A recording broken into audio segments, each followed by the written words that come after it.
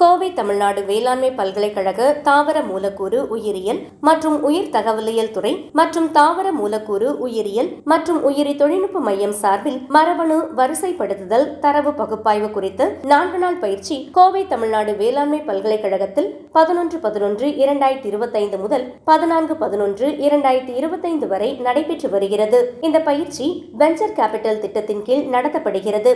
இந்தியாவின் பல்வேறு நிறுவனங்களிலிருந்து 16 நிபுணர்கள் இதில் பங்கேற்கின்றனர். பங்கேற்பாளர்கள் மரபணு பொறியியல், உயிரி தொழில்நுட்பம், தாவர இனப்பெருக்கம், மரபியல், வேளாண்மை மற்றும் நுண்ணுயிரியல் துறைகளில் பணியாற்றுபவர்கள். துவக்க நிகழ்ச்சியில் வரவேற்புரையை தாவர மூலக்கூறு உயிரியல் மற்றும் உயிரி தகவலியல் துறை தலைவர் முனைவர் எல். அருள் வழங்கினார். பயிற்சியின் நோக்கத்தை விளக்கி மரபணு வரிசைப்படுத்துதல் தொழில்நுட்பத்தின் வளர்ச்சி, அதன் பகுப்பாய்வு திறன்களின் முக்கியத்துவம் குறித்து அவர் வலியுறுத்தினார். தொடக்க உரையை முனைவர் என். செந்தில், இயக்குனர், CPMB&B வழங்கினார். மரபணு தரவுகள் வேகமாக அதிகரித்து வரும் நிலையில் அவற்றின் பகுப்பாய்வு திறன்களை கற்றுக்கொள்வது அவசியம் என அவர் கூறினார்.